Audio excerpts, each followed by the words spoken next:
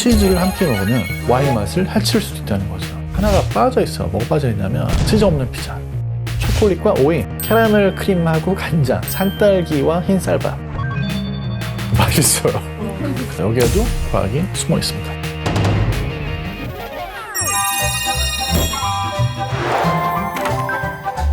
안녕하세요. 저는 정재원입니다. 오늘 함께 먹어볼 진지는 맛있는 것 더하기 맛있는 것은 더 맛있는 것. 푸드 페어링입니다.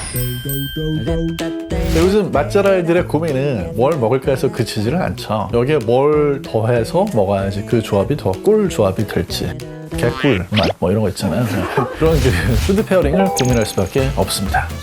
푸드 페어링이라고 그러면 되게 어렵게 느껴지잖아요.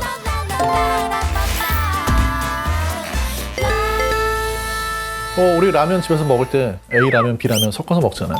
그게 푸드 페어링입니다. 예를 들면 짜파구리 인기 대단했죠. 꿀 조합 음식의 원조격이고 전 세계적으로 알려진 가장 유명한 조합이 되는데 짜파구리 제품이 출시가 됐죠. 그래서 애초에 이제 섞어서 출시된 그런 제품들이 요즘에는 많습니다. 사실 이제 특정 주류에 어울리는 제품을 출시를 하거나 칭따오 맥주에다가 거기 어울리는 양꼬치 맛, 마라맛 왕교잠 2달 만에 출시되고 나가지고 5만 봉을 판매했다고 하고요. 또 진 라거 이것도 출시되고 나가지고 70만 캔을 2주 만에 완판했다고 합니다. 새로운 조합이 나왔다고 하면 일단 어떤 생각이 드냐면 궁금하거든요. 저는 사실 제 앞에 있으면 다 먹어보죠. 식음료 업계들에서는 푸드 페어링을 되게 강조한 협업이나 마케팅을 그 어느 때보다 활발하게 실제로 이뤄가고 있습니다. 재밌는 건 뭐냐면요. 과학자들에 의하면 우리가 사용하는 식재료 이걸 가지고 조합을 만약에 만들어낸다고 한다면 1000조 개 이상의 조합이 가능합니다. 근데 실제로 사용이 되는 레시피 수는 1000조 개가 아니고 수백만에 불과합니다. 우리가 요리를 할 때 무작위로 섞진 않아요. 어떤 일정한 원칙에 따라 가지고 페어링을 하고 있을 가능성이 높습니다. 그러니까 맛있다고 함께 먹는 음식에는 그런 과학적인 법칙이 숨어 있다는 거죠. 푸드 페어링 하면 제일 먼저 생각나는 게 뭐죠? 와인이죠. 푸드 페어링 하면 사실 와인 페어링을 떠올리는 분들이 진짜 많거든요. 그래서 지금은 공식처럼 레드 와인은 육류, 화이트 와인은 해산물이죠. 레드 와인 같은 경우에 모든 레드 와인이 다 그런 건 아니지만 해산물이랑 같이 먹으면 어떤지 아세요? 비린내가 진동할 때가 있어요. 여기에 과학적인 근거를 찾아보면요. 레드 와인에 들어있는 철 함량 때문에 그렇다. 레드 와인에 철분이 많이 들어있을 때는 철분은 비린내를 나게 할 수 있는 그런 지방을 산화시켜가지고 비린내를 더 증폭시킨다는 거죠.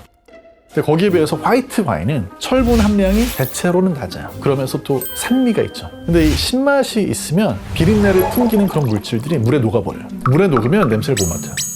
레몬즙을 생선에 뿌리잖아요. 그럼 생선 비린내가 덜하는 것도 마찬가지죠.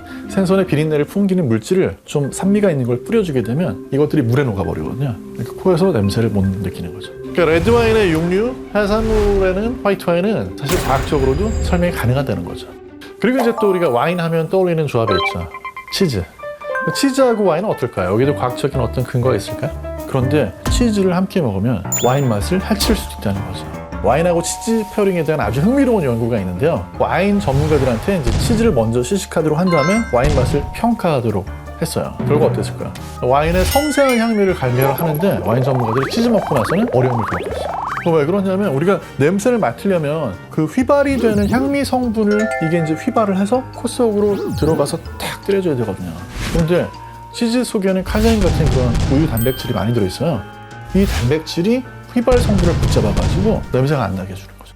치즈는 사실상 와인 향을 온전히 느끼는 데는 아주 훌륭한 조합은 아닐 수도 있다는 거죠. 그럼에도 불구하고 와인을 치즈하고 즐기고 싶다면 사실 와인도 그렇게 비싼 와인이 필요 없고요. 어마어마하게 막 테이스팅 해야 되는 그런 와인을 고르지 마시고 집에서 그냥 가볍게 마시는 테이블 와인 있잖아요. 편의점에 있는 와인.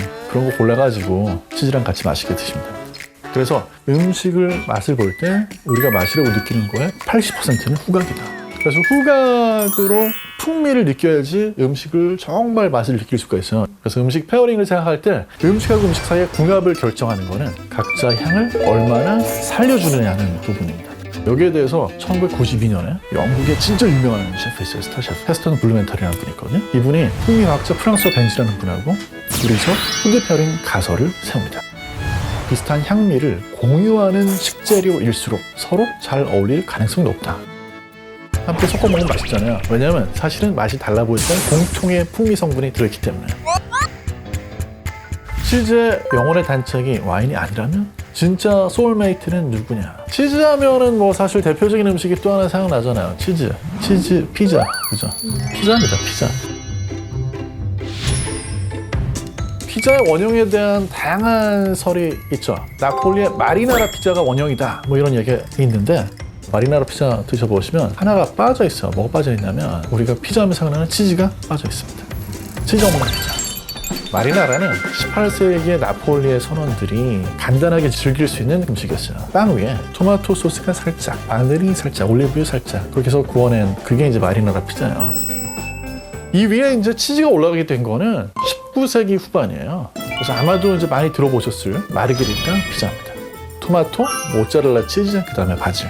시작은 마리나라였지만 현대 피자의 기틀을 세운 거는 치즈가 들어간 마르게리타 피자였는데요. 왜 치즈가 추가된 피자가 이렇게 살아남았을까요? 피자에 제일 많이 사용이 되는 쫙 깔아주는 모짜렐라 치즈, 다 구운 뒤에 이렇게 뿌려주는 파르메산 치즈, 여기에는 사메틸 발레르산이라고 하는 향미 성분이 들어있습니다.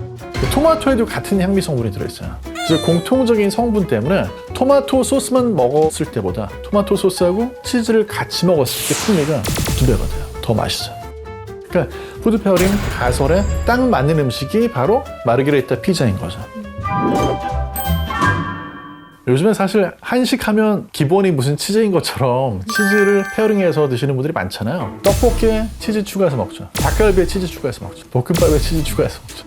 한식에 너무 치즈가 많이 추가가 되니까 어떤 분들은 한식 먹을 줄 모르는 놈들, 역시 맛을 잘 아는 한국인, 맛 잘하는 한국인이라고 또 이렇게 추켜 세우거든요. 자, 그렇다면 한식과 치즈 조합은 어떨까요?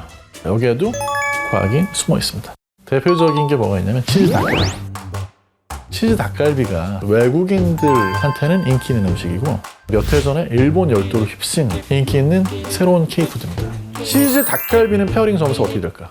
과학자들이 연구해가지고 데이터베이스 엑셀 표로 만들어 놓은 표가 있어요. 구운 닭고기하고 치즈하고 공유하는 풍미 화합물은 무려 62가지입니다. 그러니까 맛은 세계 사람들이 다 잘 아는 거죠. 그 다음에 생각해보면 여기에 치즈에도 감칠맛을 내는 글루탐산이 들어있죠. 그 다음에 닭갈비 소스, 고추장 같은 데도 또 글루탐산이 풍부하게 들어있습니다. 그러니까 감칠맛이 곱해지니까 배가 되니까 더 맛있을 수밖에 없죠. 치즈 닭갈비 외에도 치즈와 함께 즐기는 한식들을 보면 고추장 같은 소스를 사용하는 음식들이 대다수인데 서로 감칠맛을 증폭시켜주는 그런 효과가 있을 것 같습니다.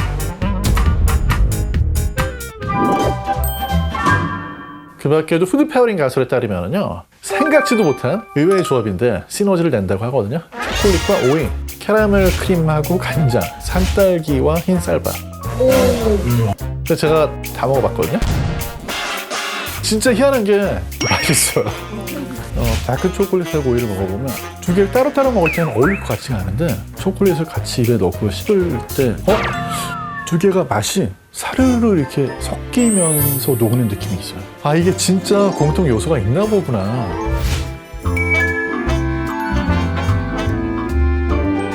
이거 디저트로 레스토랑에서 메뉴로 내놔도 재밌겠다. 이런 생각이 좀 들더라고요. 그래서 요즘에는 도대체 이런 조합 누가 생각했는지 궁금할 정도로 희한한 조합의 제품들이 많이 나와 있는데요. 이색 조합의 제품에 대해서는 소비자 평이 그렇게 뭐 다 높지는 않아요. 근데 사실 우리가 요즘에 먹고 있는 맛있는 음식의 조합들은 괴식의 소리를 들었었던 그런 음식이에요. 짜파구리 처음 나왔을 때 게시판에 짜파구리를 뭐라고 그랬는지 아세요? 사람들이? 괴식이라고 그랬어요. 지금 짜파구리 괴식이라고 하는 사람 아무도 없잖아요. 그러니까 사실 새로운 어떤 음식의 조합, 새로운 푸드 페어링을 계속 시도하게 되면 처음에는 저런 음식이 있어 라고 생각할 수 있지만 나중에 시간이 지났을 때는 정말 새로운 전통을 만들어내는 페어링이 될 수도 있는 거죠. 사실 푸드 페어링 이론이나 가설에 대한 이야기는 이제 시작, 걸음마 단계고요. 점점 푸드 페어링에 대한 과학적인 사실들이 밝혀지면 아마 우리가 전에는 생각조차 못했던 새로운 조합들을 시도할 수 있게 되지 않을까? 그런 기대가 들거든요. 자, 저희는 다음에 더 맛있는 진지로 찾아오겠습니다. 혹시 진지 먹을 시간과 함께 더 먹어보고 싶은 그런 음식이 있으면 댓글을 통해서 남겨주세요. 이번 영상도 재밌게 보셨다면 영상 좋아요, 구독, 알림 설정 부탁드립니다.